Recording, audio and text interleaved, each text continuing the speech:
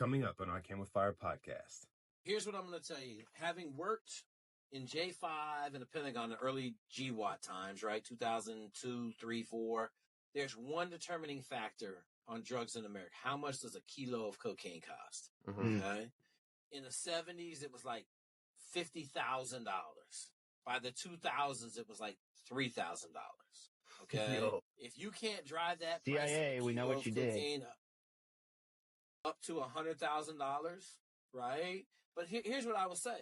I like Amsterdam, all them countries. Just make all the drugs illegal. I mean, legal. Yeah. Make them all legal. Give them to them for free. You want to get rid of the drug trade and all that stuff? Just, buy your cocaine on the open market, sell it out of pharmacies like they do in Amsterdam and those places. Do you think the federal government should sell and tax it, though? No, I think they should give it away for free.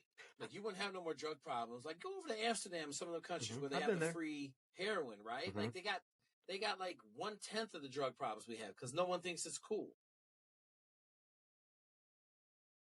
I think I got your emails, but I'm going to share this document with you. Please. So I don't know if you've heard, like, we getting mentored. Me and Jay on Green Beret Chronicles are getting mentored by a dude that has 10 million followers. Bro. And let me tell you something, man. That dude's been whooping my butt for the last week. Is he making you feel dumb? Well, I didn't mean like for real, but I mean like you're like holy like he's what? really smart. Like I'm gonna tell you right now, like he got his hooks in deep into YouTube, and he just it's crazy. He's like, look, I enjoy the psychology of it. That like at the end of the day, that's what it is. I enjoy the psychology of it. But like I was doing. Remember I told you I was shadow banned? Yes, yeah. All of us. He went in there. He's like, you ain't shadow banned. He was like, you posting a bunch of stupid stuff. He's like, you got AI thumbs. That's the feedback I need, bro. That's us. Ain't nobody want to watch this stuff. This is stupid. So then he was like, you got a ton of great content. He's like, I've been seeing your content for the last 2 years. He's like, but your marketing just sucks.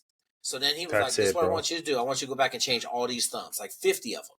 He's like, so I made a thumb. I sent it to him. He's like, nope, that's not good enough. I want your head to be 1/4 of the page. I'm like, what? He's like, just do what I tell you to do. Literally. Trust the process, dude. Right. Well, I wasn't fighting with him. It was just more so like, damn, 75%, it's like 40, 1/4 of the page. You mean the whole head? He's like, yeah, because this was his thing. He's like, when I'm on a phone and I see your face, I'm just going to watch the video. He's like, I'm not even going to look at the thumb as long as I know it's you. You're the brand. Yep. And so it was just, but I went from 25,000 views. Remember I told you I was getting crushed, bro. I was getting crushed. I was doing 300,000 views. And then I posted that crazy video with the bullying, which I'm going to tell you right now, there's no way he would have let me post that before because you can't have any cuss words in the first 3 minutes. You can't have. We're screwed. We're screwed, bro. Yeah. So like, dude, you're screwed. And I just got to do better, right? Like, I just got to do better. Like that's the end of the day. But like I'm already back up to like $1,200 a month, right? I was all the way down to $600. Well, I'm at $0 a month, so clearly I need this sort of guidance. He was making $3,000 a day. I almost dropped the F-bomb in there. You see that? I saw that. I saw you like run right up to the head. Back right off that X. $3,000 a day. He making $3,000 a day. Dude. Yeah, $3,000 a day, man. Well, and my thing is, man, $3,000 a day, you can do a lot of stuff, man. I can do a lot of good with $3K a day now. Are you kidding me, bro? Ooh, I'm buying planes. I'm gonna have a ground school. I'm gonna have a whole flight school set up. Right, boy. Let me tell you, you're gonna be like that dude you were telling us about last time with a fucking chimpanzee in a cage. There it was. Now, let me tell you something. My wife has been giving me the business because you know them Japanese macaques. They be sitting in the hot tub. Dude, I've been there. You been there? You seen them sitting in the hot tub? I have. Yes. Let me tell you something. You had 5, 10 of them bad boys, and they was sitting in the hot tub. You had this special monkey hot tub for them bad boys, man. You're undefeated. Everything for me is just about being, dude. Yeah, just being undefeated. You come over to my house and I want to go undefeated. So Cass is like, yo, dude has 10 monkeys sitting in a hot tub. Right? Just chilling, dude. You got to teach these motherfuckers to smoke a cigar, dude. It's over. They all got herpes. That's the problem, and they will bite the fuck at it. Bite. They will bite you and shit. That's the name of this episode is herpes monkeys, bro. Don't get in that hot tub, dude. The only reason I didn't jump on it is because I haven't spoken in the first 3 minutes. You boys made it both 3 ran minutes. over those lamb lines. I'm past the 3-minute point. I'm good. Yes. I'm Right. good. Let her fly. Herpes monkeys, dog. Yeah, I think we were already screwed, to be honest. I did not know you couldn't cuss in the first 3 minutes. It's probably the YouTube algorithm thing, man. So here's the other thing that I thought was just absolutely monumental. So you guys had a bomb podcast, right? Like we shot a bomb podcast. We did. He said, I don't care what order you shot it in. It always goes best to worst. He said, you cut out all the blocks and rearrange the whole thing to go best to worst. He said, because as things go downhill, they're only going to start, the more you retain, the more people they're going to show. Right. But I'll share this Google Doc, but I'm going to send you a text message right now because I want you to see this picture. I appreciate you, bro. This picture, dude, listen, that dude, I'll tell you, man, there's enough room for us to all win. I want you to look at this picture. I love that. Okay. I'm going to send it to you too, Chris. Hang on. I got it Yeah, right sounds here. good, man. So this is like one of his biggest hacks right here. That picture I sent you. Okay. So if you you see the picture? Not yet. Okay. When it comes in, let me You got know. a Droid and I got an Apple, and Apple is mad. They don't talk. Yeah, we don't talk, dude. They don't talk. Mm-mm. So anyway, They're just yelling back and forth. Yeah, It's like your ex-wife, It gives you a super hack to see what people are listening to on your video, what they're doing on your video, and then like he's like, yeah, just go make more of that. Go make more of that. And he had a bunch of hacks. I'll share the two. You know what I'll do? Well, I can't do it right now because I'll get off. But as soon as I get done, I'll put you in the Google Doc. Hell yeah, dude. And it's just like, speaking of Google Docs, I've had so many people comment and ask or message the page and ask for your brain health PDF, man. Yeah. I've emailed so many people that thing. Oh, you got it. Yeah, email it, man, bro. It's crazy. Yeah, dude, that was a hit. Want it. Yeah, it was a bro. hit, man. That episode was fucking fantastic, dude. I had a lot of people, even people that like aren't even normal participators on the page, wrote me, were like, dude, that Playboy story was fucking hilarious. Yeah. I'm like, it was, dude. I made it its own thing, man. Jake, man, they picked me up at the airport. Bowls of cocaine, Jake. They had bowls of cocaine, Jake. I was dying about that. He literally was on repeat with that one, man. Like I could imagine, dude. I would be. But the I'd best still part, be talking about it. The first thing out of his mouth, I can't be drug tested. Man. Don't trust me. Yeah. There's no way. Like his eyes were all. I was like, bro, don't worry. We out here. Career is over, dude. We out here in the middle of the woods, my dude. You ain't got nothing to worry about. Ain't nobody calling the back to base and have them drive out here 2.5 hours. So. Right. I need to watch the urine leave the body. Let's see it, right? Bro, I'd have been peeing for him. No question. Right, absolutely. My name is Williams. Yes, I'm Williams. Yeah, that's me. Just wearing his fucking blouse. Yeah, that's me right here. There you go.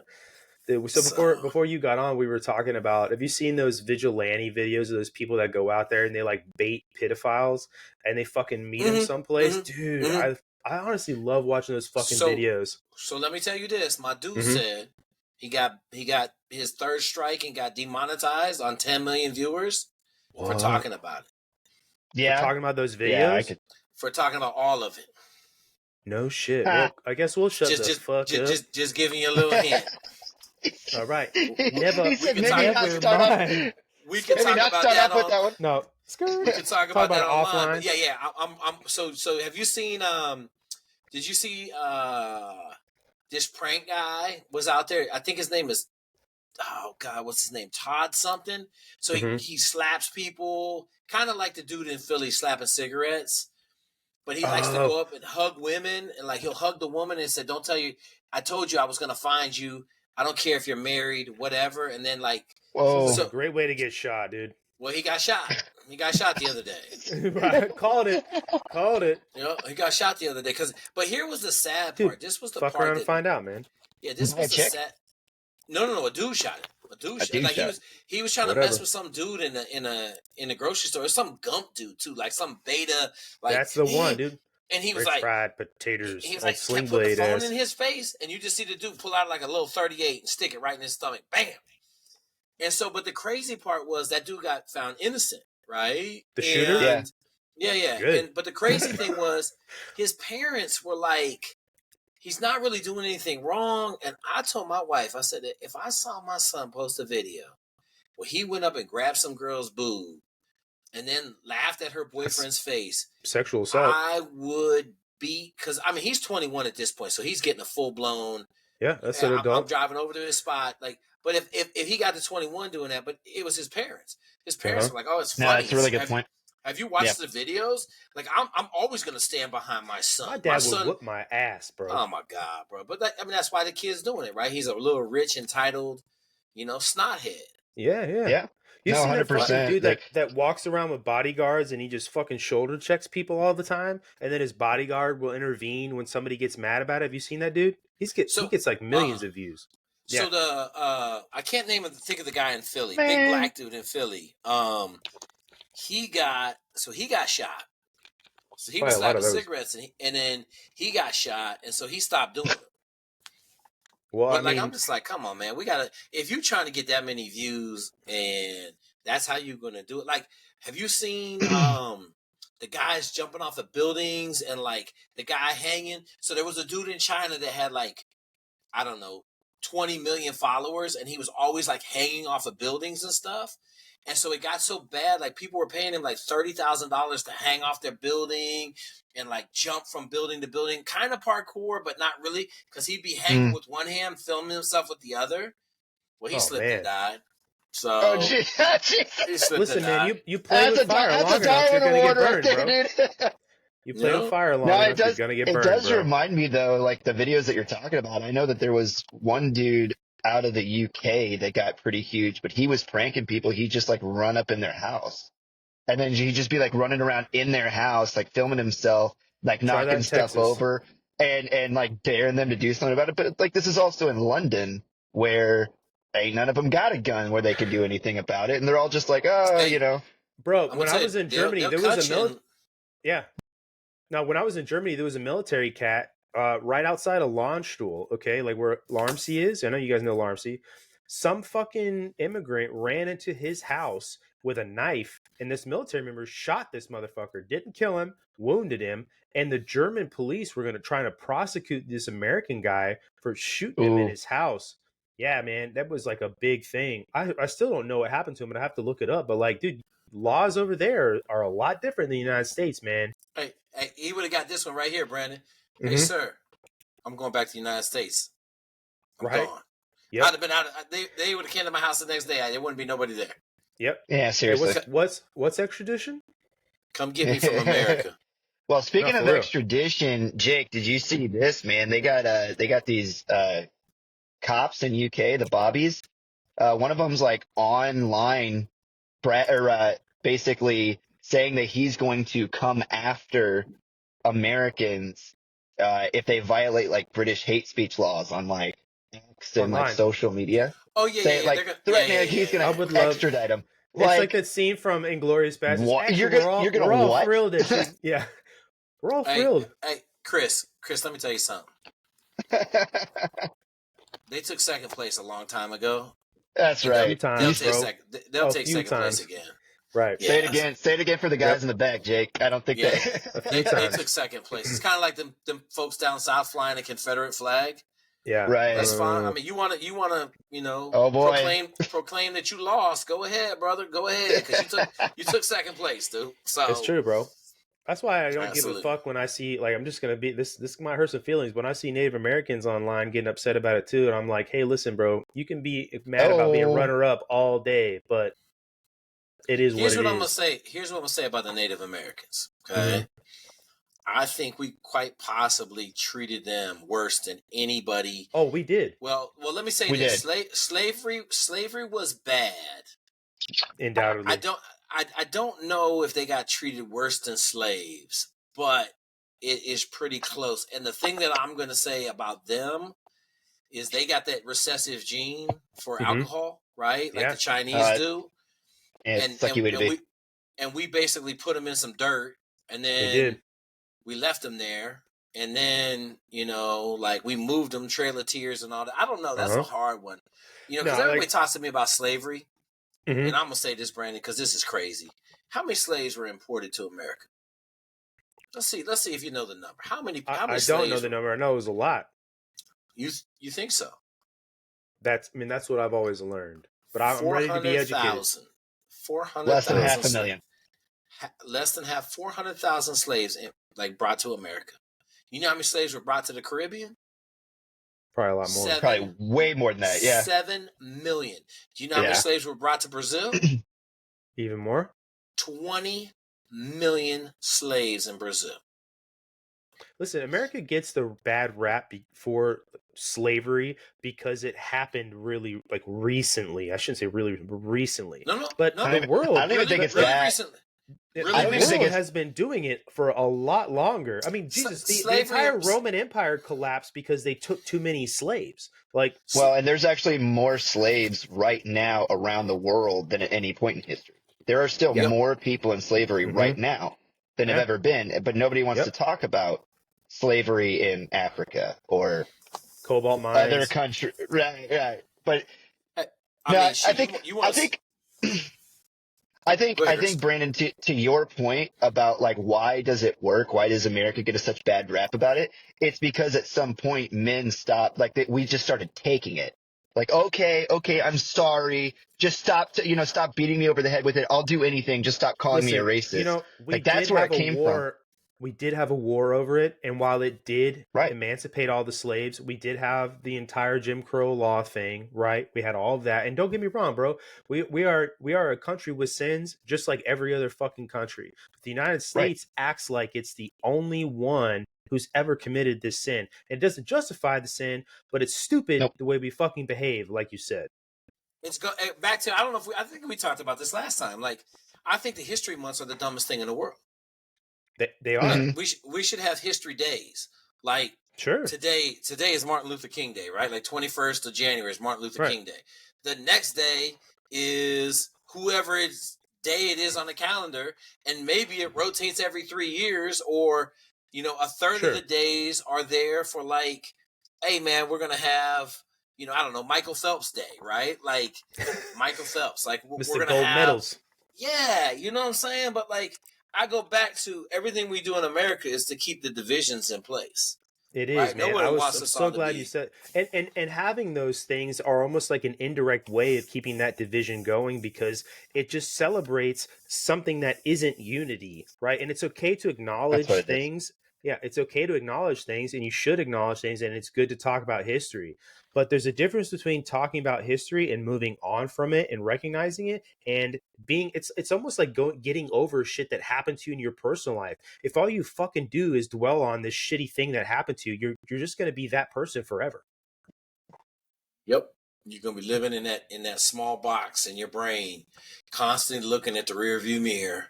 Yeah, that's it. And that's where we're at. Where we're at.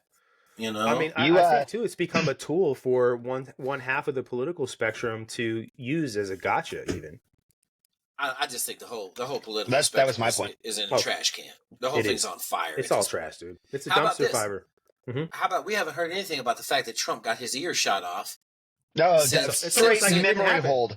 Straight memory hold. Since Black Dave Chappelle got put in to run for the president for the Democrats. I love that, dude. Right.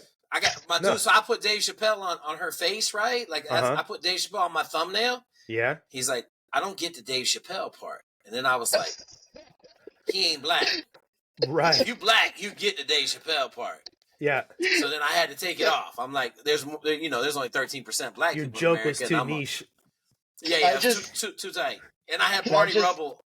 Go ahead, Chris. Can I just say this, though? I think Dave Chappelle's Clayton Bigsby might be the funniest sketch that I have ever seen in my entire life. It's one of them. Nobody else would have gotten away with ever doing that. And if we could go back to having comedy like that. It happened that long ago. I know. But if we could go back to having comedy like that, it would go a long way in heard people. Because when you can laugh about something altogether. Exactly.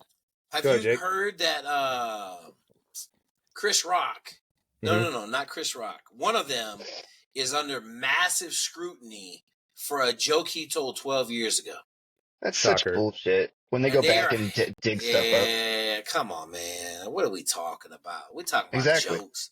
Like Trying to Clayton's find a Bigsby, reason to be upset. I had the crackhead version of Dave Chappelle. That's who I had on her face. Oh, But y'all got any more than mean Y'all tweets got any back more then? than jokes? Yeah, but right. I had to change that thumb. It wasn't doing well. So maybe I should go do that because all of my thumbnails for the most part are AI. Oh no! So you want to hear the? Here's what it is, Brandon. I'm gonna give it to you straight. Please. Oh, I'm looking at your thumbnail.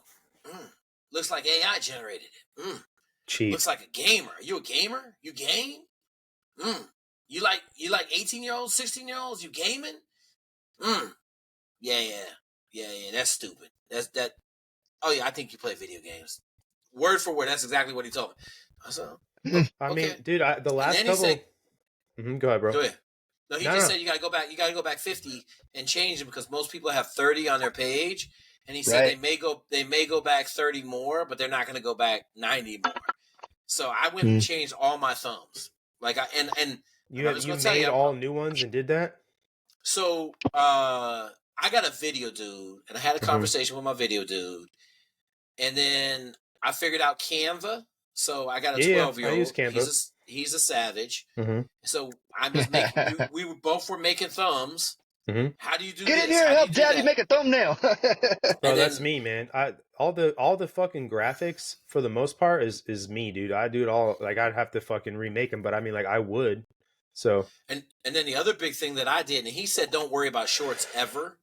But I've been doing great with shorts, right? But we get more followers from shorts than we do anything else. He said you don't want followers. You want diehard people that are going to watch everything you put out. He said if you have 10,000 people on your channel that watch every video, you'll kill it. And he's like, I got. What did he say? I think he has like 900 million quality followers. Over quantity.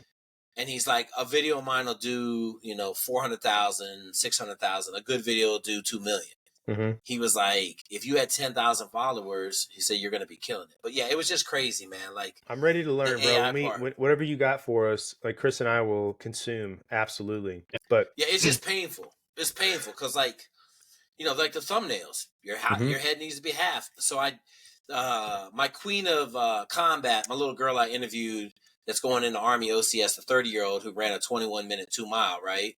So I had a raggedy ass picture, so I called her. I said, hey man, send me a headshot. Send me a beautiful ass picture. I put that in. The video did double the views in 2 days. Okay. I'm like, sold. Yep. Say less. Like two big heads on the. I'm like, right. Yeah. He's like, she's beautiful, Jake. I want a beautiful picture of her. I want to be like, oh my god. I'm dude, like, people are gonna click it. I mean, that's just a fact, man. Absolutely. Yeah.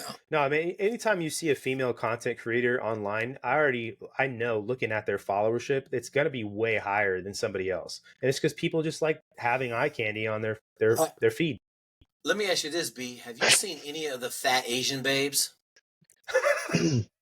I mean, I don't know what you're talking Asian about. Babes. Renee Rocket Renee.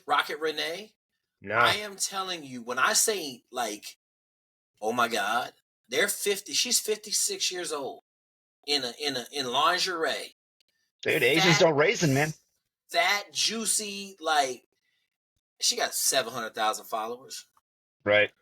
And I understand why. Like she ain't ashamed. She fat. Her daughter fat as hell too. And they both on there. And I'm like, hey, I can't take nothing from y'all. This is awesome. This is starting to sound like that I was a senior NCO in the military and got stationed in Korea 3 or 4 times content. That's what that is. Hey, did you see the lieutenant commander in the Navy get court-martialed for the crazy lip sync he did? Yes. No. I did see that on TikTok. Though. Oh my, Brandon. Mm-hmm. Like, first of all, I always had the bad angel on one shoulder. And then I had the Navy on the other shoulder. I'm like, right. If I do this, I like how he said the bad angel and the Navy, right? That's like the same shoulder, dog. The Navy, right? Yeah. I know. Yeah. I just remember I was doing some extracurricular activities in the boardroom of the Norfolk General Hospital. I was making some extra money, and I was like, no pictures. No No, pictures. no I was Russians. I was in my summer whites, Yeah. collecting a little extra coin. I knew a dude that when he was in Korea, he told me he made all of his money making feet content for Yes, you said this OnlyFans. last time, dude. So he's Hey like, man, he goes, that's how Asian he made chicks all of love his black drinking dudes, money. And I bro. was just like, yeah.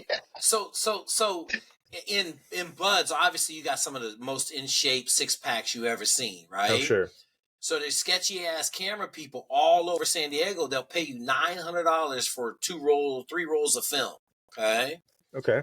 So some dudes were doing it, right? Like some dudes were going over there every weekend, like getting hit off with $900, right? Mm-hmm. So we in the platoon, and one of the dudes in the platoon was showing up in all the playgirls in the back in his blue jumpsuit, like giving head to somebody else, Oh right? my He's like, God, I didn't dude. do that.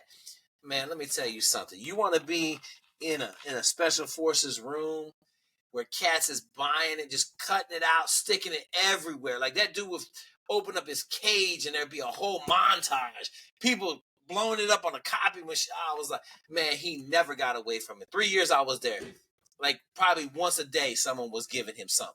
That's crazy, dude. So when I was in Montana, there is a group of people in Montana. They're kind of like Mennonites, if you're familiar with Mennonites. Yep. Right. Yep. But they're called Hutterites. And this is in Montana.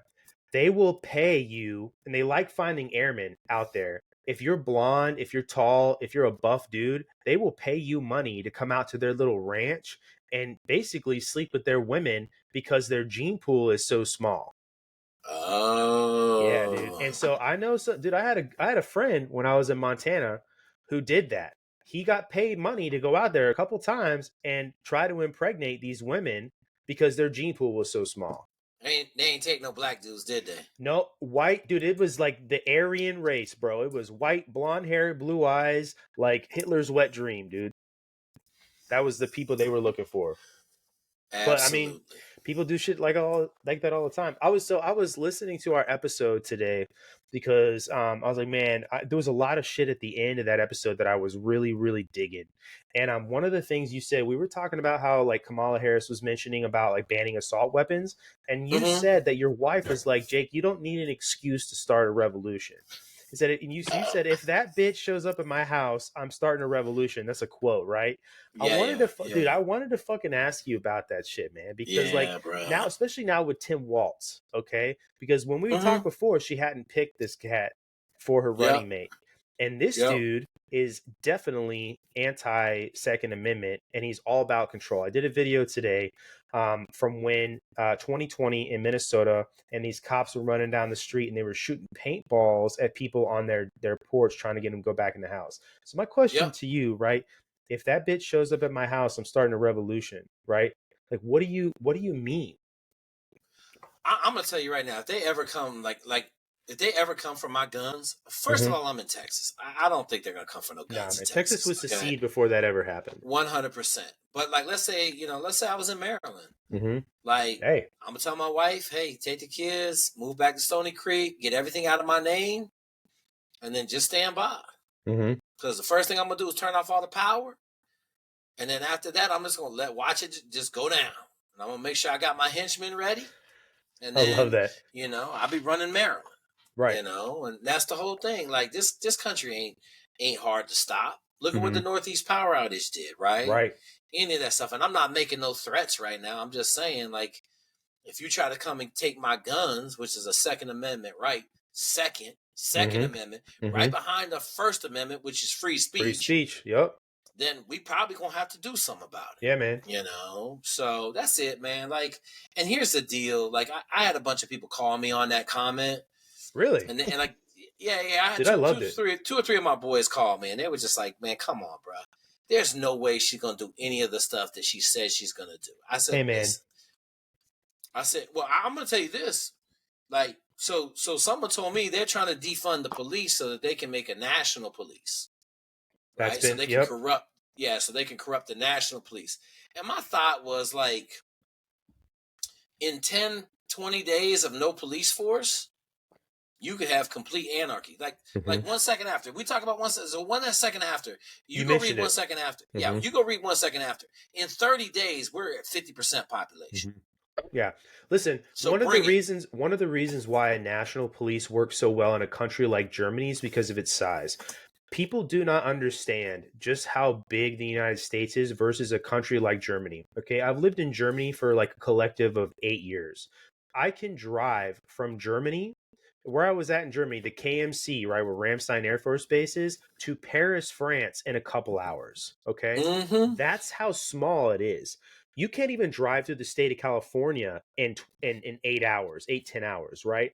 So you cannot have a national police force like what you're talking about, like the Germans did with the brown shirts, Stasi, right? You can't have that here. So it would fail, is what I'm getting at. The way you're talking about, if something like that went down, it would have to be such a concerted effort. It just would be impossible. And the other thing is, the laws are different in every state. Valid point. So what are you going to do now? You're going to institute national law in states. They would have to be. They'd have to martial law with like national guards, and I know that people wouldn't even fucking do that shit, Brand. No. I mean, look at the National Guard on the Texas border. They can't do nothing. Dude, Governor Abbott was like, "Fuck you." Yeah, right. They handcuffed. So yeah. I mean, it's a train wreck. Like, all I will say is, I'm gonna tell you like this: I didn't think she had a chance to win. And now there's like 3 dudes. That one dude that has the 13 keys, he's saying she can't lose. I'm not familiar. I'm looking at this. So he has these 13 keys to winning. Go off. And she holds like 4 of them. And that means that Trump would have to get 7 of them. And first of all, no president has ever gotten 7.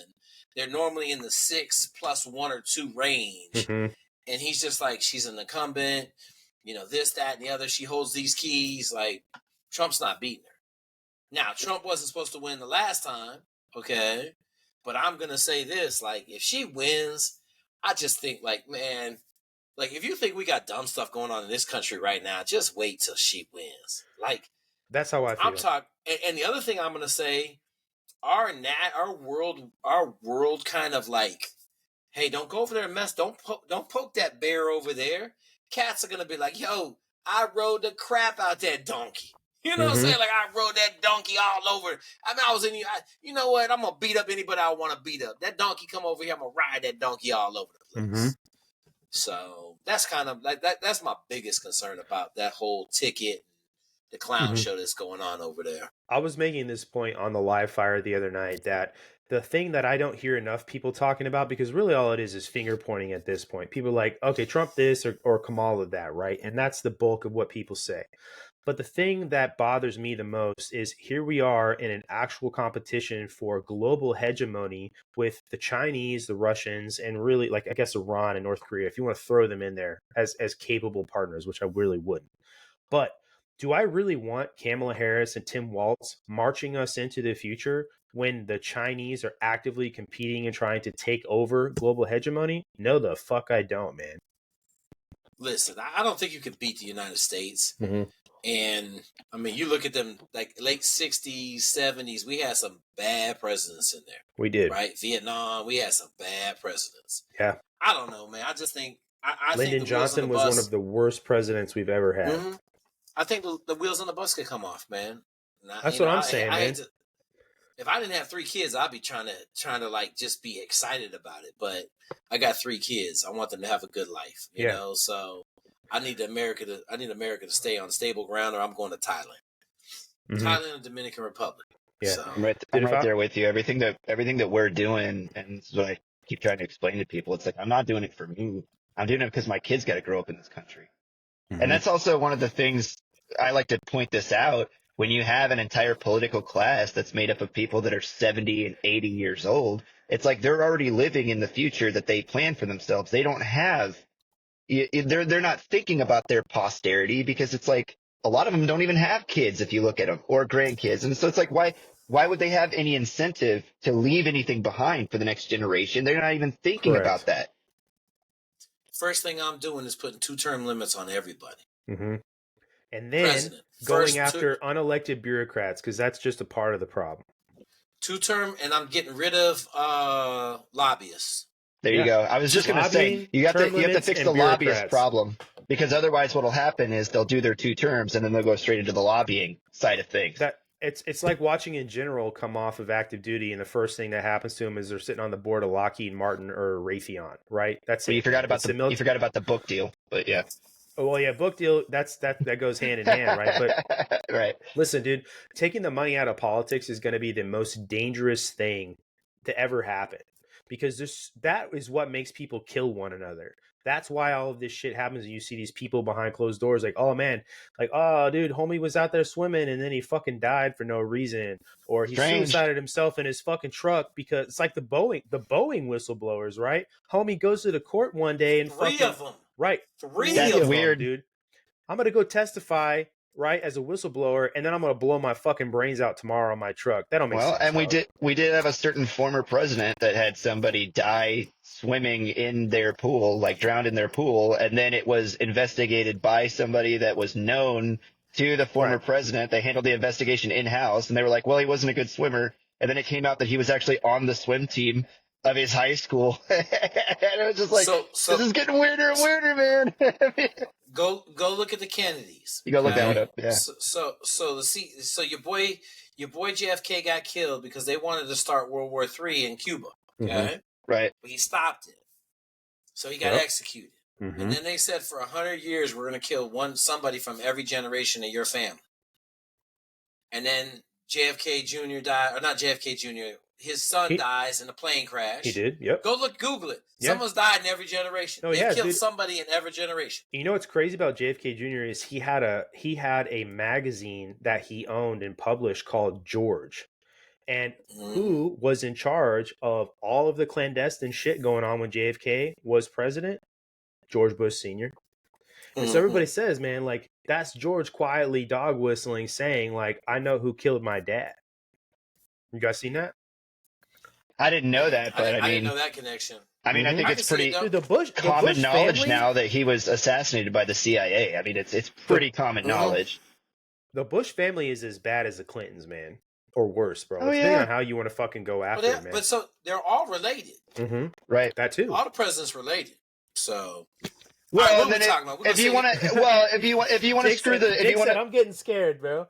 If you want to just dive like a little bit deeper, you could talk about the Bohemian Grove out in California and how like every single person where I live, bro, that's been a president has been a part of that and has been to that society. Like if you go look at a channel called Mark Dice on YouTube, he does a great job and he's not scared about talking about that stuff, and he does like a great couple little like miniature exposés where it's like he shows the pictures and it's like they're all there. There's Ronald Reagan and freaking Jimmy Carter and Bush Sr. and like they're all there in the same sitting around a picnic table, like eating together, having their meetings out there at their festival that they have every year.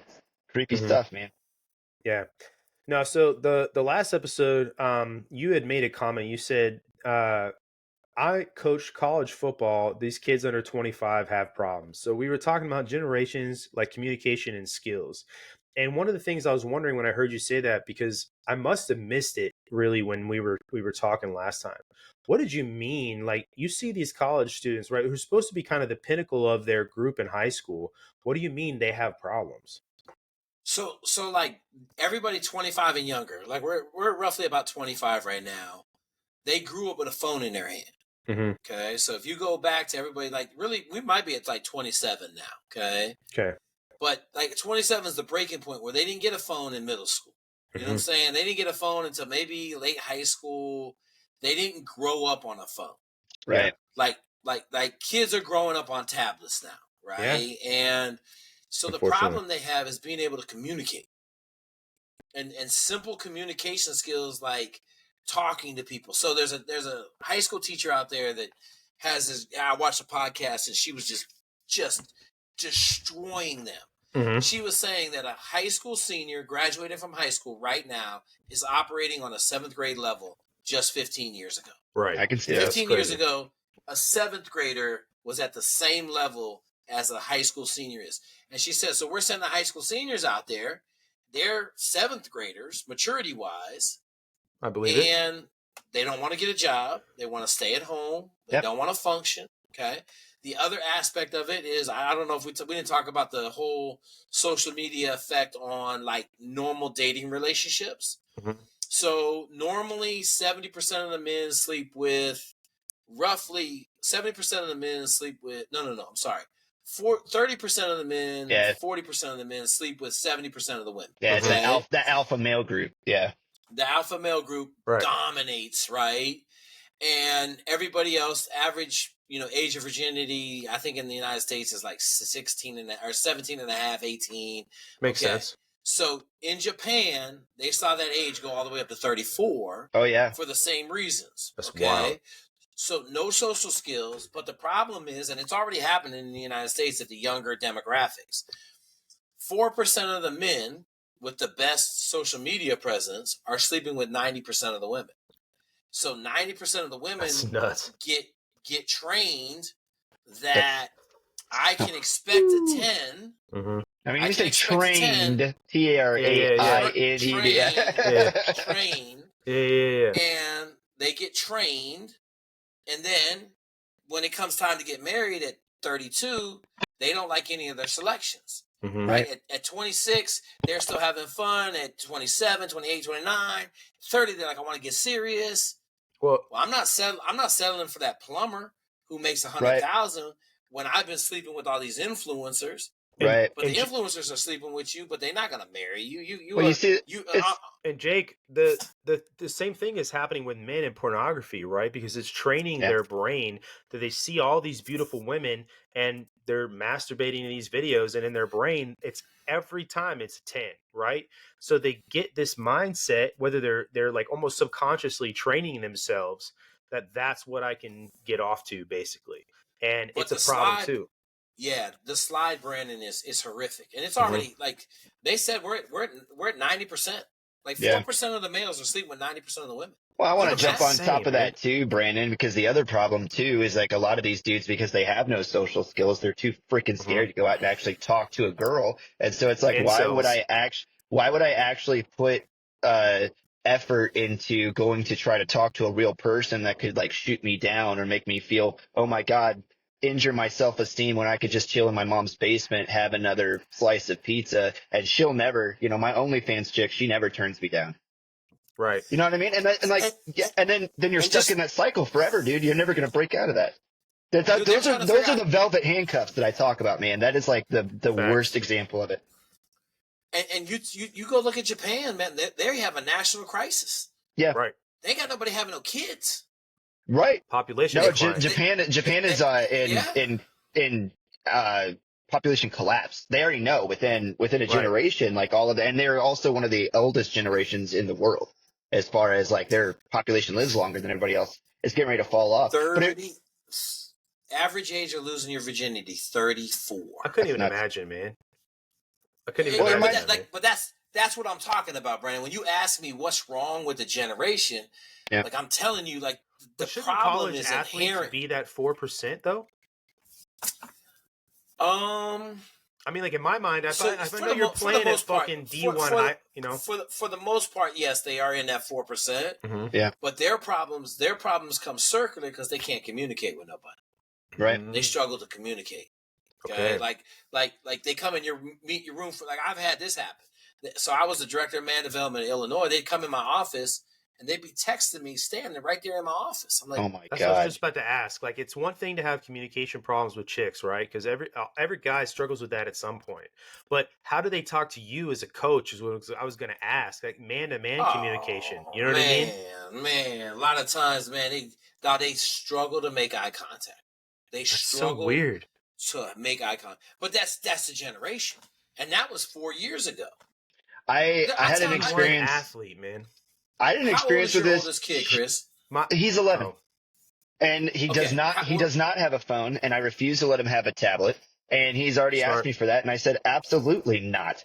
I was like, go outside and play with your friends. Like I do not let him anywhere near that stuff.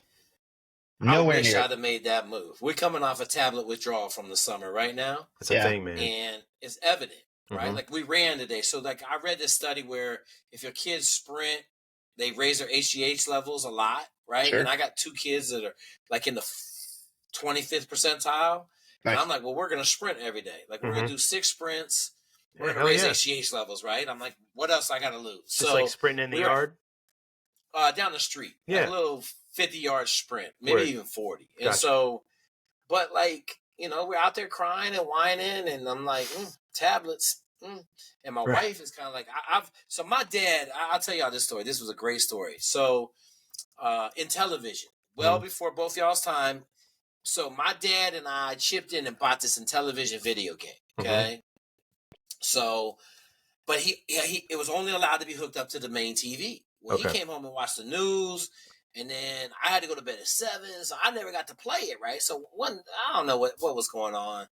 I say, Dad, man, can I play in television? He's like, no, I'm watching the news. I was like, well, damn, it's half mine. Man, he snapped, bro. I told you my dad was a little violent. He jumped up, ripped Intellivision out of the TV. He said, half, huh? This is yours. Okay. He rolled out the door, man. Next thing I heard was a chainsaw start up. Here's your half. Came back and handed me half of it, right? Do you know how many times I wanted just to be like, oh, yeah, let me just chainsaw these tablets. My wife is like, we're trying to raise them better than you, Jake. I'm like, yeah, it was pretty effective. That's a really good point, though, too. I had my dad destroyed one of my Nintendos in front of me one time. Because he told me, he goes, I see you, he goes, I come home from work one more time and I see you on that daggone thing and the sun's still up. He goes, I'm going to take it outside and smash it on the concrete. I didn't pay attention, dude. He went outside. He took my Nintendo. He said, come follow me. I didn't get the yelling. He didn't yell at me or anything, but it was just a quiet, like, just ripped it out of the wall. He said, come follow me. And he just walked outside and I watched him over top of his head. Boom! And just shattered it on the concrete right in front of me. And I just looked at him because there was nothing he said, what did I tell you I was going to do? And I was like, and that's just all there is to it, you know? And it was like, did it reach you though? Yeah. I mean, I could say yeah. You know what was crazy, man? Like, we were outside so much when I grew up. Same. Like, I had fun going over to Eric Harris. Didn't have any rules at his house, and he had Nintendo with Contra. I thought Contra was the funnest game in the world. I love Contra. But we would play Contra for like maybe an hour. I'd be like, yo, I'm out of here, man. Let's go do something else. You know, like, and then, you know, like, I played a lot of video games. Like, in college, I used to play Joe Montana's football on the keyboard because, like, I was in prison, bro. Like, you're in prison, like, you're going to play video games to try to make the time go by. You got to do something. But, sure. You know, I think there's some benefits to video games, like eye-hand coordination, you know, multitasking. There's a bunch of things. You know, if one of my kids is going to go fly, they'll kill it. I mean, I've seen digital consoles that the military uses. Like, I've used them before too, and they literally redesigned the control for it after like an Xbox controller because they know it's going to be a translatable thing for these 18 to 22-year-olds that are going to be operating this shit. You know, so they look for that with like even people they want to come in and make like RPA pilots. Like, what is your hand-eye coordination from because you played so many video games? Like, you're right, it is a thing. You know, but it's something like you said, where when I was a kid and I would go outside and play, the video games thing that my parents were cool with was like, okay, the sun has gone down, the street lights are on, you came in. Exactly. If one of your friends is still over, y'all can come in and play Super Mario until dinner is ready, right? And then maybe if I had a sleepover, then we could play a little bit before going to bed. But it was like, you're inside now because the sun is down and the street lights are on. If the fucking sun was shining, it was hose water and fucking running around the neighborhood, dog. That was it. Exactly. That was it. Yeah, absolutely. And you guys know where I grew up. I lived in Adventureland, bro. Yeah, dude. Like, yeah, you did. Yeah. Boat in the Puget Sound. Like, I had a boat, man. I put my boat in the water. I'd be all over the Puget Sound. Yeah. You know, on that side, like down there by Stillicum and all the way down to Chambers Creek. I'd be all over. We had Chambers Creek in a canoe. My dad would drop the canoe off on his way to work. I'd go with him. I'd wait like an hour and a half for all my friends to show up. We all pile in the canoe and like go all the way up, try to make it to Lake Stillicum, you know, up there. Yeah. And I mean, just adventures, man. Yeah. You know? So, but yeah. I just think my whole point is like, if you can teach your kid to speak to people, he is going to dominate when he grows up. No, Right. 100%. So Dominate. on that, one of the things that Hannah and I do for the boys is like I make Carson give us an oral report, like give us a presentation on something at least once a month. Where I'm like, hey, what are you learning about in like he loves the sciences, right? Huge into biology. What are you learning about? Well, I'm learning about Nice. this week. I said, okay, cool. Tomorrow, right? You are going to give me a presentation 3 to 5 minutes on what you're learning right here. And he does. He goes and he puts like his first one he ever did was like poster board. He put the poster board together and he gave the presentation. And then what was hilarious is as he was giving the presentation, he comes down to the end of it, right? And you don't realize how much these kids are picking up. And he goes, thank you. My name has been Carson. This has been my presentation. Please like and subscribe if you enjoyed it. And I was like, oh, you're killing me on the end. I was like, what are you running a YouTube channel? Because but Right. that's where you got the presentation skills from.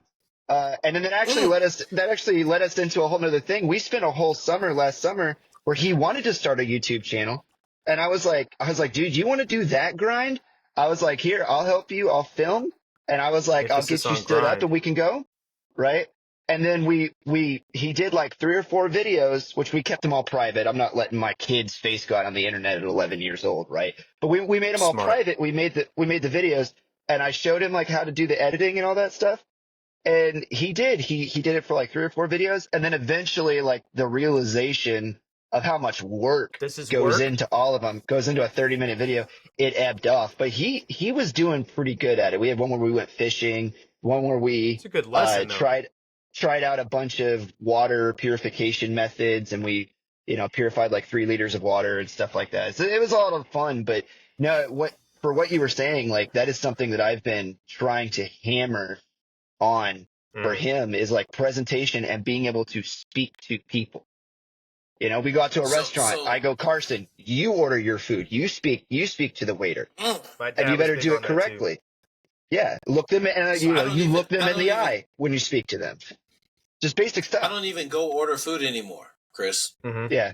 Your kids do? I'll send the 11-year-old. Well, he's 12, about to be 13. I'll send the 12-year-old, or I'll send the 10-year-old. I give him a credit card, and I'm not going up there. I'm not saying nothing. I'm going to go sit down. Dude, you're teaching lifelong lessons, bro. Confidence. And the thing I do, I just use my grandfather's model, man. I drag them to everything. Okay, like I took the 12-year-old to a board meeting. I'm on the board of the nonprofit Troops Direct, and I took him to Troops Direct board meeting, and he sat there for like an hour. He had to ask one question, so he asked a pretty solid question. Then he got up and he went in the room and played on his. I let him bring his Switch, right, because it was a 4.5-hour board meeting. Sure. But I make him talk to everybody. Like I make him talk. Like, that hey, is man, so smart, man. Go talk to that girl right there. Right. And like. Right. The 12-year-old got sneaky game already.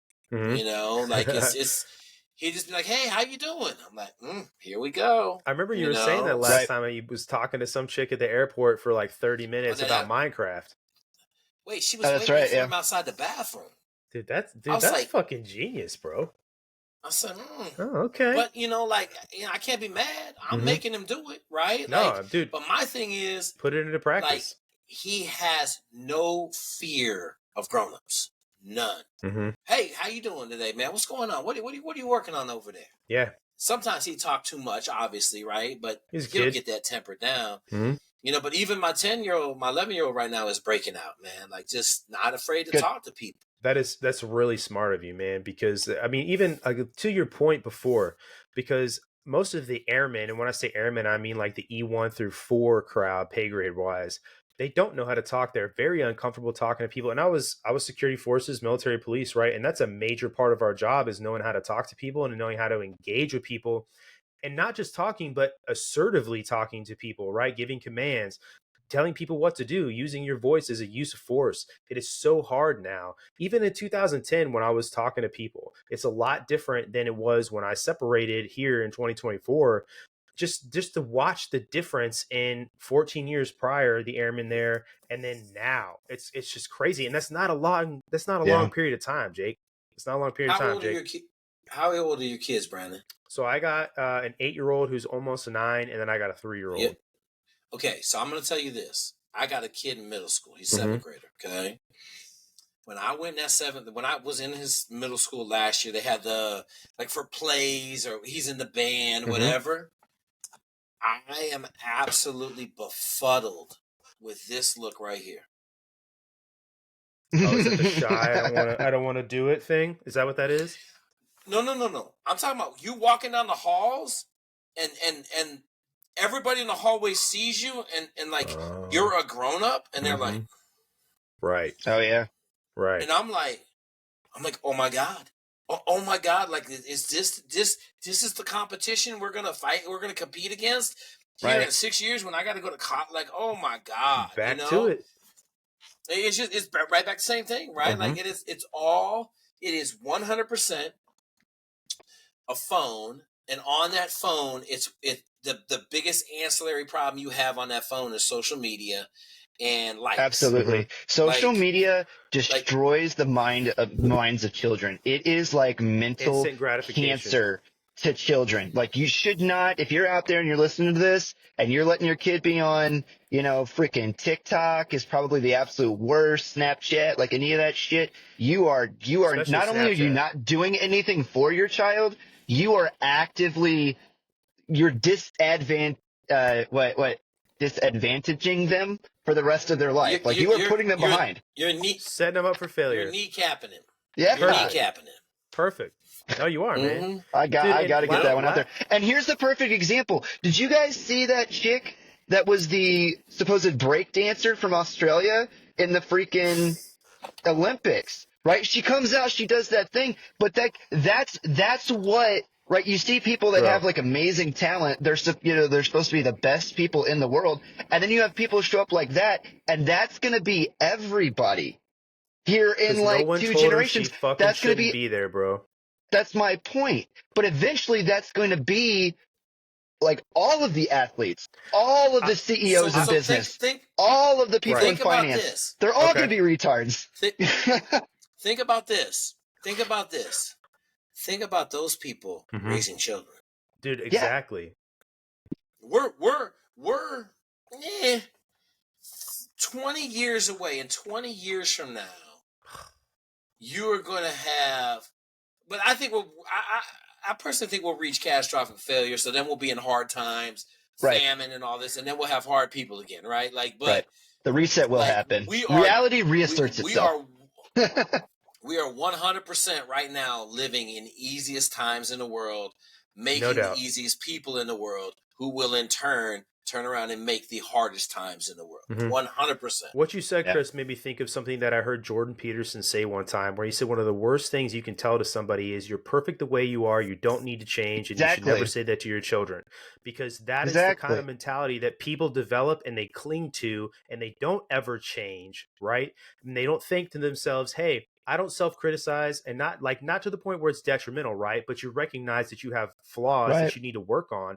You don't. It's one of the worst things you can say to somebody. It's also why you don't tell your kids, like, oh, you're perfect. That's bullshit. Nobody is perfect, right? You're just setting people up for failure. You're going to give them some sort of complex where anytime somebody gives, and that's another thing with this generation, right? I go back to the airmen I dealt with.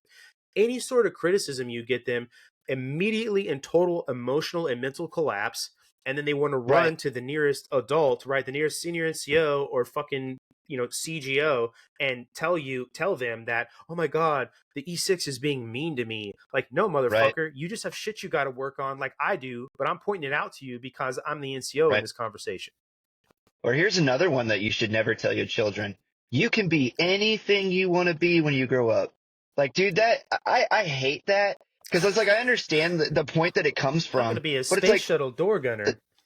Right, dude. It's like, I'm 5'9". It was never going to work out for me to be in the NBA, dude.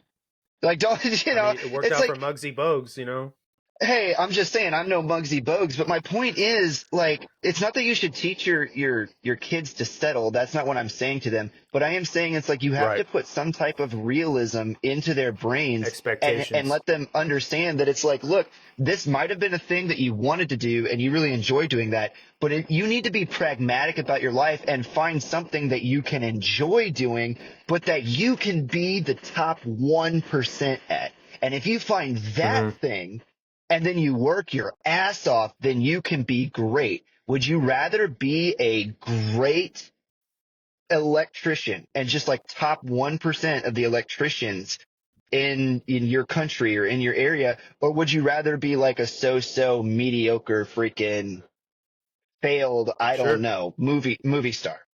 But that's what we're pushing towards right now, Chris. They all Right. want to be average. Right. They all want to. Oh, I don't want. Damn. I don't Yeah. want a job. Well, it's easy to be average. Mm-hmm. No, literally. No, it just reminds me too, like this is kind of a soft pivot, but it's still the same thing. Chris, last time we were talking, you were mentioning about a lot of the immigrants that are coming into our country, and I mean really illegal immigrants. They're harder people than Americans are. They are. Right now, Harder. Oh yeah, way harder, right, dude? Maybe that's an understatement, but right now, and I haven't really seen this make national news, but in Denver and the surrounding area, like Aurora, they are dealing with Venezuelan gangs in that city. There's some jewelry store robberies, gun store robberies, and supposedly an entire apartment complex that got taken over essentially by these gangs, man. And that's kind of emblematic, I think, of what's going on in this country, that people aren't paying attention enough. They're not being affected enough yet to where this is the seeds that are getting planted that are eventually going to sprout into the trees that'll become the major problems eventually, right? But to me, it's just absolutely insane that this is happening in the United States and in such a short period of time. It's going to happen really fast. But I mean, technology is speeding up, right? So technology is speeding up, tablets speeding up. Everybody has a phone. Like my son is one of 2 kids in his whole 7th grade class that doesn't have a phone. And you know, I told him, I said, hey, bud, you got 17. We'll start talking about a telephone. My wife is like, well, when he starts driving, he's going to need a phone. I'm like, no, he don't. His phone texts, his watch texts. Thank you. He got 2 phone numbers he could text, right? He can text me and her. I'm like, that's what we're doing for Carson. He's got the emergency beacon. He can send it out if he needs it. He doesn't need a phone. I didn't have a phone when I started driving. Like, you know what I had to do with my dad? Hey, I'm going here. I will be back by here. This is the route I'm taking. If something doesn't happen and I'm not home on time, this was the direction that I'm going. So he knows where to come and find me. This is a basic brief. Yeah, it's a basic Gatwa brief, right? But that's how we grew up. Holy shit, guys! Like it was that way all the way up until like 2002, and we were doing just fine as a human race. But all these people, they look around and they go, what do you mean he doesn't have a phone? How's he going to stay safe? Like, what do you mean? How's he going to stay safe? I'm going to say this: it was that way all the way up to 2010. Yeah, I could agree with that because you couldn't afford, like, you couldn't give your kid a $600 phone. That's right. Right? Like, they weren't giving kids no one. Like, I remember I got my first phone in 2000. 2000, I got my first phone. That Nokia right? brick, baby. Bro. No, so when we were at the Naval Academy, one of my homeboys from New York, he had the free Nokia, the big one, the one that had the little suitcase that lifted up. Yeah. He had some homies in New York City that were bootlegging it. Oh. And so, yeah, I mean, it was like $5 a minute.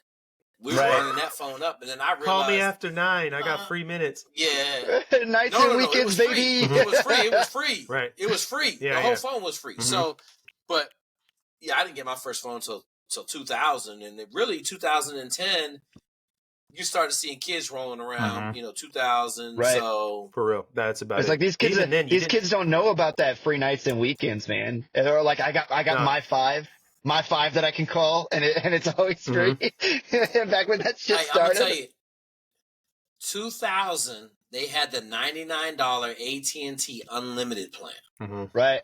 Lifetime guarantee. I signed up for that mug so quick. Did you get grandfathered? And I had it all the way up. I had it all the way up. I didn't change over to Verizon with my wife until maybe like 5 years ago, because AT&T basically was like, we're kicking you off. I'm like, you can't. I'm like, I got this plan. But then my wife got a deal where all the lines were like $20 unlimited. And I was like, all right. Let's kick. I remember they were grandfathering people in for a while, and then a lot of people got grandfathered in, and they were kind of sick of it because they were losing money. Yeah. Nah, man, not even in 2010. Even smartphones were kind of a new thing, like iPhone. That wasn't something that everybody had. And fuck, I No. remember I had a friend whose parents were rich as shit, but we were both airmen. And his parents came and visited him one time and bought him and two other people there, not me, iPhones. I was like, what the Not fuck, me. bro? These fucking motherfuckers. I know. No, I'm just saying it wasn't me. But they bought other people iPhones. I was like, that's fucking wild, man. That's crazy. No, Hey, Yep. if you need something to do with your That's the money, I root of got all our problems. right, yeah. Did you ever do when you're in the SEAL teams, did you ever do any like drug interdiction shit or anything like that? So we were in Malta, and Nice. we were working with the Maltese, and I was on my way out of the platoon, so I wasn't allowed to go out and do anything, which was hilarious. And I just remember, like, man, so the Malta is 90 miles from Africa, 90 miles from the boot of Italy, Mm-hmm. right? Yeah, Mediterranean. And so the smugglers use it as a refuels point, and they Yeah. have been. Like, come on, man, there ain't nobody Nothing on new. the island. Like, I want to say there's 100,000 people on the island, or whatever it is. Got you. And so I remember, like, our guys were going out there doing anti-drug stuff, and somebody got a little loose with a 50 cal, and Yep. then all of a sudden it was like, oh, we can't go back out there anymore. I'm like, you guys are stupid. Like, all of a sudden you're just gonna show up. You think you're a Navy SEAL, gonna go on the beach? They had lights on and shit. Mm-hmm. The mothers was like, hey, get some of this. Wah, wah, wah, wah, wah. All of a sudden it was like, ah! I was back in the barracks laughing though when they came back. I was like, yeah, you guys, because I knew what was coming. Right. That's I knew funny. it was coming. Y'all out there trying to do dumb shit and mess with real gangsters. You know, I don't even know if we had guns. I don't even think we had guns. Like, they didn't even have guns out there. Dang. Yeah, they were trying to stop them from being able to refuel. They were pulling into some little coves refueling. Mm-hmm. But you know, obviously those smugglers weren't just like floating in the water with no weapons. No doubt, man. Now, so what I mean, kind of on the topic here, but like, what is your thoughts on something that Trump said not that long ago about going after a lot of these drug cartels in like Central and South America with special operators? Do you think that's a good idea, or do you think that's something that doesn't make a lot of sense? So here's what I'm going to tell you. Having worked in J5 and the Pentagon in early GWAT times, right, 2002, 3, 4. Here's what I'm going to tell you. Mm-hmm. Okay, there's one determining factor on drugs in America. How much does a kilo of cocaine cost? Mm-hmm. Okay. In the 70s, it was like $50,000. By the 2000s, it was like $3,000. Okay. Yo. If you can't drive that CIA, price of a we know kilo what of you did. cocaine up to $100,000, right? But here's what I would say. I like Amsterdam, all them countries. Just make all the drugs illegal. I mean, legal. Yeah. Make them all legal. Give them to them for free. You want to get rid of the drug trade and all that stuff? Just, buy your cocaine on the open market, sell it out of pharmacies like they do in Amsterdam and those places. Do you think the Because if you federal go over government there- should sell and tax it though? No, I think they should give it away for free. Like, you wouldn't have no more drug problems. Like, go over to Amsterdam and some of the countries where they I've have been the there. free heroin, right? Mhm. Like, they got like 1/10 of the drug problems we have because no one thinks it's cool. Mm-hmm. Well, they also have Right? 1/10 Like, of you the want some population. heroin, like they do, but I'm not saying per capita, Chris. I'm I just got you. saying, like, Yeah. if you made drugs legal here, would you have a meth problem? No, because everybody be on cocaine. Well, and to your right? point, Jake, when I lived in Germany in high school, okay, and I was friends with a lot of German kids. They'd been drinking since they were kids. There's such thing as a Kinder beer, which it just means child's Mhm. beer, right? Which is like it's like half Sprite, half beer, and it's a thing. It's a part of their culture, bro. And then by the time American kids, they're kept away from it. And it's this thing. It's the fucking lamp right in the back of the cave, Aladdin style. Okay, to get there and get to. It's not a problem for kids in Germany. I can see. What were you gonna say, dude? Dude, so I in love my German beer household, culture. Facts. We nipped so good. We nipped whiskey on the trap line, right, to Mhm. keep you warm. Mhm. You nipped whiskey. I hated it. Mm-hmm. So then, when I was in 7th grade, and I'm writing a note because I missed it this summer. We were supposed to have a beer at the table, Mm-hmm. so I'm just writing it down. But my dad was like, we sat at the table and we drank some beer. And I threw up because I hated the taste of it. Uh-huh. And he was like, look, man, don't be doing no dumb stuff. You can come home. You could drink all you want. There's the wine, the liquor cabinet. The beer's in the refrigerator. You drink all you want, but you got to drink in the house. Mm-hmm. And I can remember the next summer, man, cats was doing cough syrup. Bro, and I'm like, lean. What are y'all? Yeah, like, what are you doing drinking Robitussin cough syrup to get high? Like, what are you doing? Like, I go home and get a beer, man. And so I never drank. Part of it's because I didn't want to be like my dad. But the other part was there was no mystique around drinking, it's not special. Any of that stuff. I got drunk one time in high school. I almost died, literally. Was in a massive fight. And like got to the van and dove in the van. Then I got beat up the whole way home because everybody was looking for me because they knew I was drunk. And I was just like, man, I can't be drunk at 120, bro. I'm gonna get murdered out here in these streets at 120. You know? No shit, dude. Yeah. But yeah, like I agree with you. I just think if it was all free, no, we wouldn't have a problem. Well, let me ask you. You wouldn't have no. Go ahead. No. Finish your thoughts. Cats wouldn't be doing heroin if they could just get some cocaine. I mean, maybe. How do you quantify the moral quandary there with making drugs illegal? Would be my question. In your mind, you saying making drugs legal? Yeah, like if drugs, right? There is no moral quandary. To some people, moral quandary. To some people, there is though. Wouldn't you agree that they see it as a moral question, an ethical question? So let me ask you this: is it a moral question to give criminals guns? I mean, I would say yes, considering when you look at other people and what could be done to other people, because I guess if you're considering the lives of others, right? But all I'm asking is saying, like, because there would be people who'd say, right, well, if you made all drugs legal, that's unethical. Like, how would you quantify or justify, might be a better word, the moral and ethical aspect of that question for inevitably Americans that would have an issue with that, right? Evangelicals, right? How would you quantify that to them and sell it to them as a good idea? I would sell it to them easily. Like, look at what Prohibition did. All it did was make the gangsters rich, right? We got rid of Prohibition. We got NASCAR. Here's what I'm saying. I'm not saying sell drugs. I'm saying just give it to them for free. You're just saying you're talking about just decriminalizing them. Hey, we don't need the ATF anymore. We're not going to be going after it. It's not illegal to have it anymore. Right? No. Yeah, I understand what you're saying. I've heard this argument before. I get what you're saying too. I just am wondering where your brain goes with it. So I don't think it's a moral issue. I think it's a functionality issue, right? Methamphetamines are destroying. Like, I was in Ohio. Methamphetamines are destroying Ohio. Oh yeah. Why are they doing meth? Because meth is like 1/10 the price of some cocaine, right?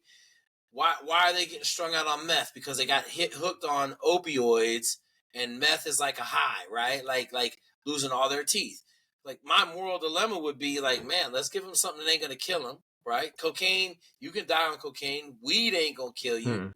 But even heroin, like, man, shoot, you got heroin, and then here's the real trick. You didn't think I was just gonna go like that.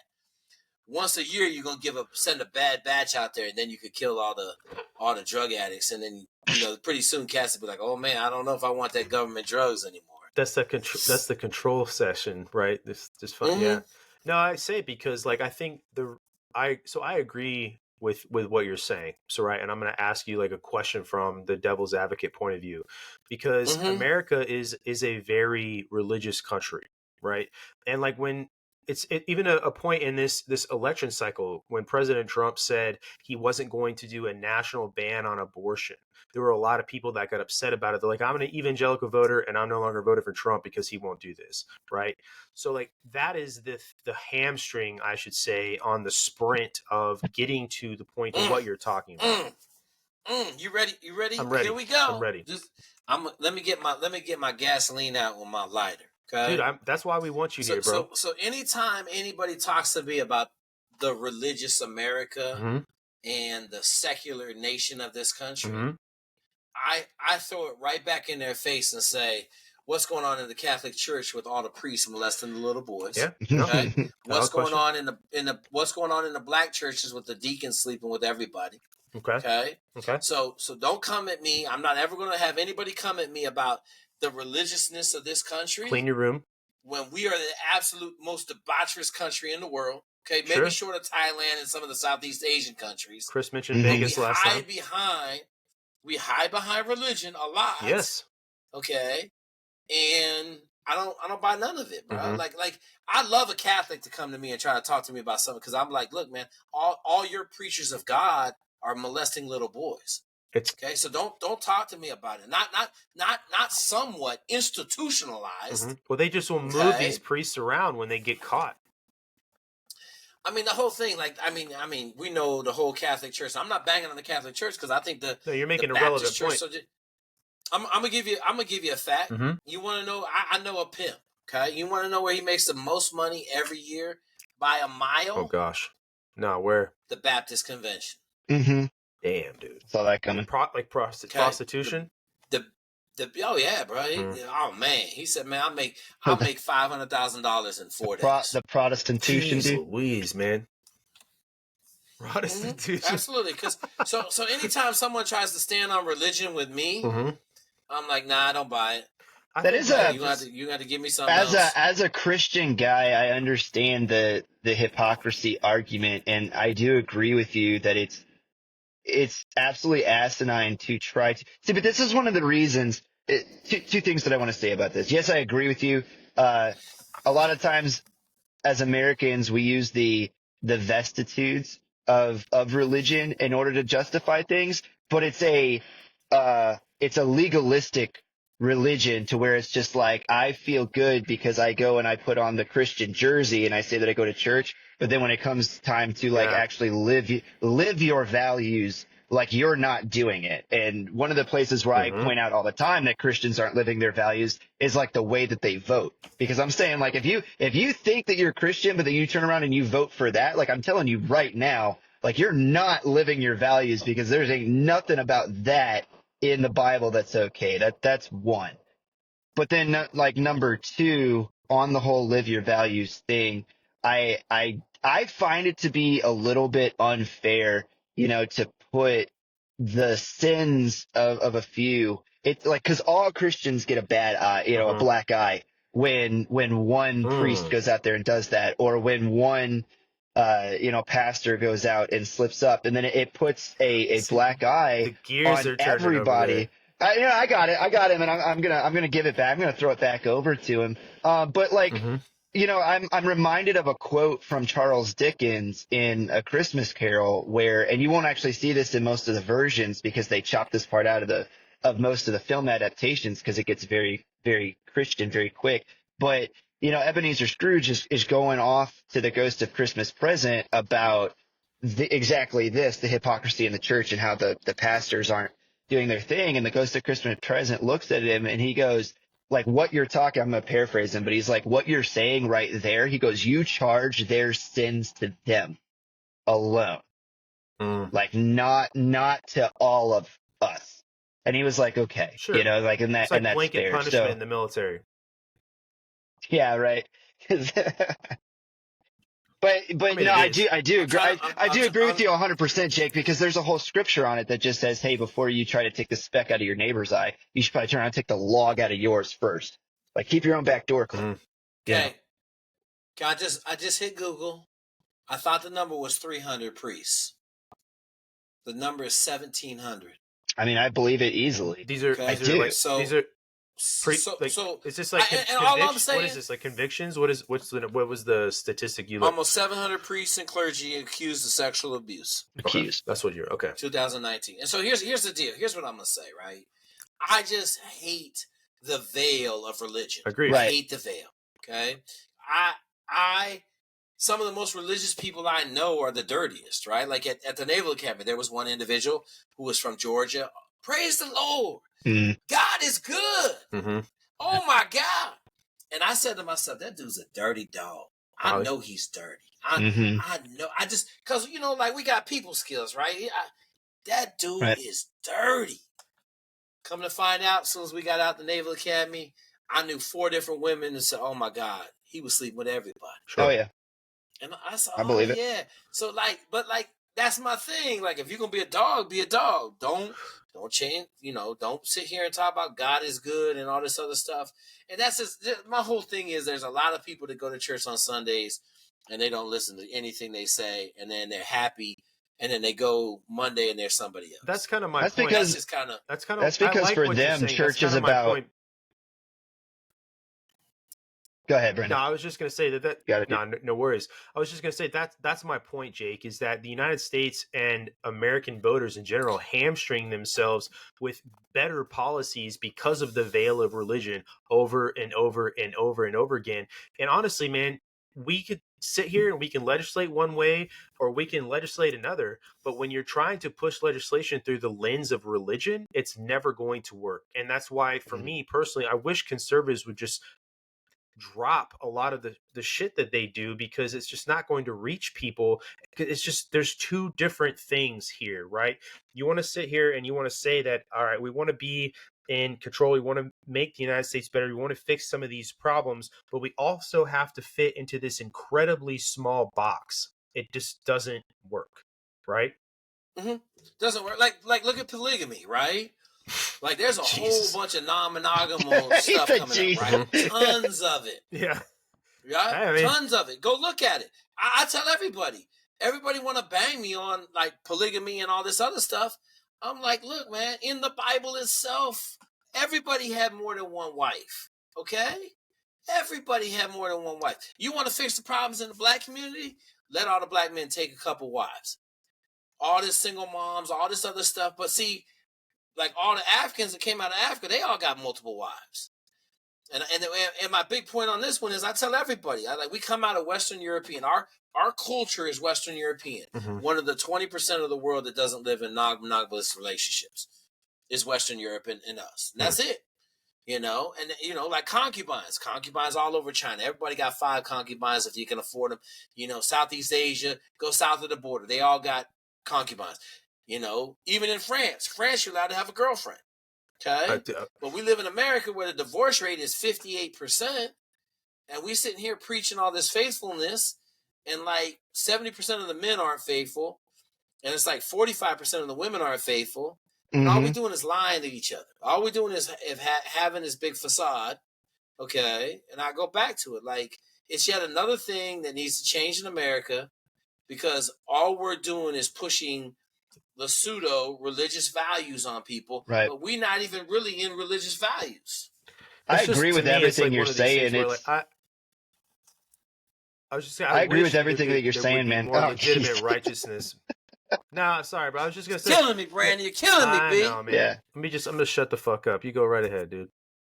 I think we were getting ready to make the same point, Brandon. Like, I agree with everything that you're saying. My fix would be, I wish that more Christian people would live out their actual values, live the faith that they read in the Bible.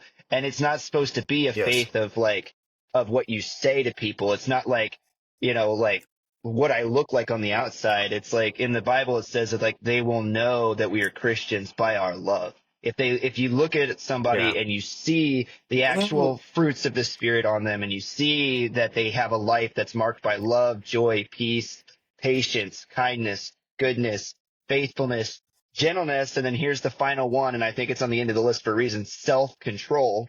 And then you see a person that lives that way, like they're not preaching to you about this stuff, they just live that way.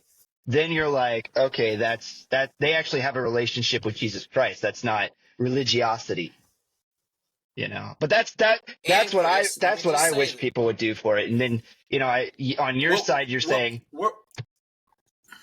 do away with it, Look, I'm saying we're right back to the beginning. Right. Yep. Social media is the antichrist for everything you just said. Everything you just said, social media is on the absolute opposite spectrum of everything you just said. And now, call it 99% of America is being indoctrinated into OnlyFans. Yeah. Like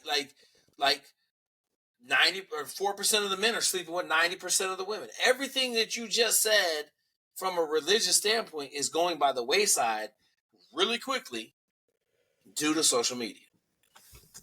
Yeah, man, it's the virus, dude. It is. This is everything that we see, everything we're talking about and complaining about and making a point on is just the symptoms of that virus, 110%, But absolutely. and all I was going to say to Chris, to add to your point, is that I do wish that there could be more or would be more righteousness in our country, but I just don't think it's going to happen. Is why you have to take control of your own life, and you have to live the way that you're supposed to live, and what your faith says you're supposed to live. And there is, if you want to be a country, there's a dichotomy in trying to live a religious way versus legislate a way that's fair and equitable, Jesus Christ, that's the wrong word. Fair and yeah, no. It's just a way that legislate a way that everybody can try to get behind it, I guess, and be good. I guess, for a lack of better term. Well, But I quote this no. all the time, I would say Brandon, but it goes right back to John Adams. He said that the Constitution is for a moral and an upright people and is wholly inadequate to govern any other. There it is. And because it goes back to our founding documents were set up for people that did, like, I'm already trying to follow God. I'm trying to do the right thing. Even the 1% that were agnostic at least recognized that there was a morally right way to live, and they tried to be that way, right? So Mm-hmm. Yeah. Right back to religion and what's right and what's wrong. Mm-hmm. I just think I just wish, and this comes back to our kind of our opening about America and the problems. I think this country is very, very unforgiving and very, very unaccommodating to anything that's that's outside the norm. For sure. Anything that's outside of the norm.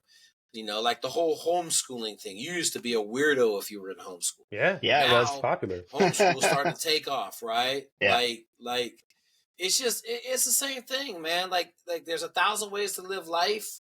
There's 1,000 good ways to live life, and my way of living life is different than your way. But like, I don't need you over here in my house trying to dictate what I do. So as long as I'm not doing anything foul or illegal, like I should be able to do what I want to do. Because here's my thing. I'm going back to polygamy real quick. We got same-sex marriages, but I can't have 2 wives. right. Okay? I can go down in California and get my sex changed to a female, and the government will pay for it, but I can't have 2 wives. Right? Like we got some stuff that's so far out of line right now that I'm like, man, like, we got gay marriage. Great. I'm all for gay marriage. Great. Live your life over there.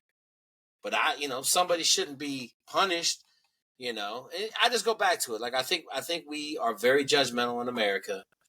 We have very little leeway for what we think is right and wrong, and we want to enforce our will on everybody, much like we do on the world scene. Right. Yeah. I mean, one more example for what you're talking about.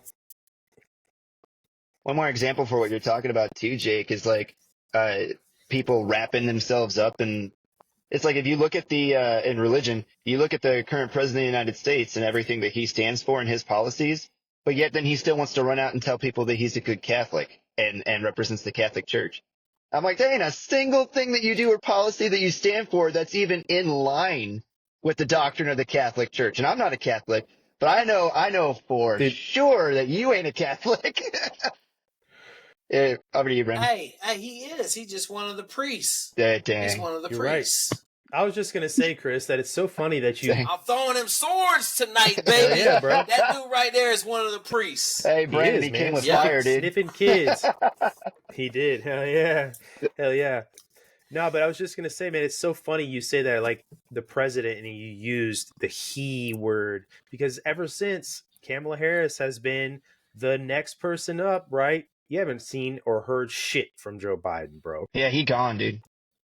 No, he done. Yeah, he's gone. He's done, bro. Big fact. They said I thought you remember how we were talking about? They were saying he was gonna die. I'm sure he is soon. But like he ain't doing nothing. I mean, come on, man. We know that dude was fried, cooked, clean. Anybody that was paying attention after that debate. Yeah. No, that was just the debate was just the point where the media couldn't hide it anymore. But I would be remiss if I didn't ask you while we have you here about this whole Tim Waltz, Command Sergeant Major, military career lies. Get your 2 cents. So here's my deal. There's some stuff you can like I don't ever say I got combat, right? Like I didn't go to combat. I ain't got no combat. You're never gonna hear me say, "Oh, I was in combat." Right. like my thing is, at some point you become a politician. All right. This dude didn't go to the first war, like didn't, 04, got out of town, retired early, ran away from going on deployment. Quit CSM Everybody's school. saying, oh, he went to Italy. I'm like, yeah. But he's talking about going to OEI, all this stuff. I'm like, bro, you didn't go nowhere. Okay. Mhm. Like, was I over there in Persian Gulf? Absolutely. Was I on a ship? Yeah. That's sea combat. No. Did I do a shipboarding? Right? I did 2 of them. Yup. Did I see combat? No. Right? Like, I was the boarding officer for my ship. Does that count as combat? No. Right? And so I just think it's one of those things. If you're an honorable person, you don't really sit there and bend those lines. I got too much respect for everybody that does have combat to bend those lines. Well said. I'm not afraid to tell people I've been in a couple gunfights. Mhm. I know what combat's like. I know what it means to hear the little whistling of the bullet going by your head. I know what it means to get shot, right? Like, but, in the grand term of scheme of things, like actual combat, no. Mhm. But, for him, I just think it's one of those things where everybody embellishes and, like, if that's the worst thing he does, then he's probably doing pretty well. And if you ask me, already looking at his record, that's like down there at like 100th. Like the 100th worst thing he's done, right? That's like a there's good point. things at the top of his list that are far worse than saying, Definitely, he's a combat veteran or talking. I did a video on the Gold Star family stuff, but like that was early on. That was like last week. And now I'm like, oh my God, this dude want to defund the police. Mhm. Oh, This yeah, dude's trying to do all this other stuff. Afterbirth abortion. No, that's not an abortion at that point, bro. That's called murder. You're right. Yeah. Murder. Yep. 9 kids on the table, and it's not illegal for the doctor to allow the kid to die. Right? Like some fucking come evil on, man. shit, What planet are we on? Like, so that's why I'm saying, like, for him talking about this whole combat thing, whatever. Yeah. Like, the vets are gonna come out of the woodwork. And, yeah. I mean, I'm just telling you, man. They saying I'm preparing myself for them 2 clowns to win, and it's gonna be a party, man. Like, it's gonna be a party. It's all sorts of house prices gonna go through the roof, inflation's gonna go through the roof, and the poor people that can't afford to eat are gonna start a revolution. Wolves at the Definitely door don't be the last one happens. when the lights go out on this one, dude. Don't be the last one at the party. This time around. She's the last one at the table, dude. Come on, bro. My family will be in Brazil. They'll be on the beach in Brazil. I have them set up, and then I'm fixing to come back here and get me a chunk of land and 5,000 concubines. Some fucking Mad Max shit. He's going straight warlord, dude. I'm going to tell the Hun, man. Right. Tell the Hun, my guy. Shoot, I'm trying to travel with the 5,000. descendants. I think I read a statistic somewhere right? that between Attila the Hun and Alexander the Great, damn near 98% of the world can trace or say that they have some type of genetic connection to one of those 2 dudes. That's how many women they slept with. 36 million. Yeah. 36 million. 36 million direct descendants. That's insane. Not ancestry. Direct. That's fucking nuts, bro. But he had 3 sons too that were getting it on for another 40 years after he lived. They were rolling. Mm-hmm. They were till the Hun conquered 2/3 of the known world. Yeah. So, well, they also say that you can track his conquests by the number of people that died because of the change in like the Earth's temperature and shit too. Like, there just was less people on Earth. That's fucking nuts, bro. I fucking killed off everybody, but then I repopulated this bitch. Right. Somebody get this man a Gatorade. The way of the lion. That's what Brandon, the way of the lion. Right. The lion comes in, kills all the babies, and then has more babies. That's it, dude. That's just human nature. That's what the commies don't understand, dude. Is you can't. They coming to get me now. We definitely getting banned on this one. That's Brandon. okay, man. Way too much stuff. That's way too much stuff. That's me, man. I'm probably perpetually fucked with this shit. But the one thing I find interesting with Kamala's campaign website is that she ain't got any fucking policies on there, and it reminds me of, you ever gone to a restaurant? Well, you ever gone to a restaurant and you look at the drink menu and there's no prices on there because you know the shit's that fucking expensive? It's basically reminds me of the same thing where it's like, we probably can't afford all the bullshit from whatever these policies actually are, so they're just not going to print them. whatever. He said whatever. I'm just getting ready. Make sure my guns are ready. Hell yeah. That's all I care about. Big facts. Well, I mean, yeah. Honestly, bro, I think that's a good place for wrapping up, Chris, unless you got anything else, brother. No, I mean, we still ain't gotten to talk to him about his being on the Discovery Channel, but we'll get to it eventually, I guess. I love it. I mean, I'm all ears. Discovery. If you want to tell me about it. Discovery Channel? Yeah. Yeah. No, I think I want to. Crazy one. I'm getting ready to do I want to do a whole episode on it. So I think you want to do the whole. Yeah. So have you guys went and watched Top Shot? I have seen Top Shot before. Okay, so you need to go. You need to go fresh. I'm about to drop. So I'm trying to find my DVDs around here because I'm having a hard time ripping it off the net. But I'm about to do a reaction video to the whole season. That's awesome. Okay. So that I can explain to people just how rigged the TV show was. Right, like that TV show was so rigged. Is anybody going to come after you for that?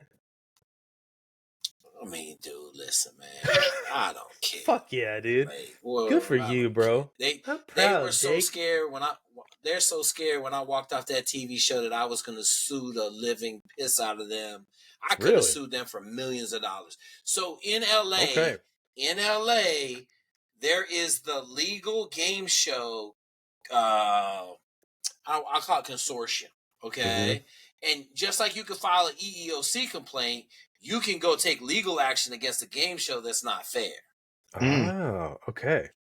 So like when I left, one point I had to talk to 5 lawyers because I said I was going to kill everybody in the house. So they didn't remove me from the house. They just made me sign like 25 pages of documents with 5 lawyers saying that if I did kill somebody, they were totally absolved from any of it. Okay. And then the last part, when I walked off the show, I had to meet with some lawyers because they were like, "Are you going to sue us?" And I said, "Well, I haven't really thought about that yet." And they were like, "Well, we'd like you to sign a release." I said, "Well, I'm not going to sign a release, but if you're nice to me and get me out of here and send me home right now, then maybe I'll think about it, right?" Because I had to call the police on them because they wouldn't let me leave. No shit. So you're holding me hostage. Yeah. They were like, "Well, you can leave." I'm like, "No, you're holding me hostage. You won't let me leave." So I called the police on them. Then it got crazy. So yeah, man. But I'm gonna do a reaction like Top Shot. I'm gonna do a reaction to that, and then Dude, You're Screwed. I may do a reaction video to myself on Dude, You're Screwed. I'd like to see that. I'll definitely be tuning in for that. Yeah. I need the full story on that eventually. If you want to go into it now, I got time. It's real dog. now. No, we good. We'll do a whole episode on it because it's a Hell lot, yeah. man. Okay. Like there's a lot of Jake coming back, baby. A lot of Top Shot. Like Top Part Shot 3. stuff was crazy. Part 3. The trilogy. Yeah, that Top Shot was crazy. The trilogy. Fuck yeah, man. All right, y'all stay up. I'm going to bed. Jake, it's late. Thank you so much for fucking coming on again, bro. We'll definitely do a part 3 soon.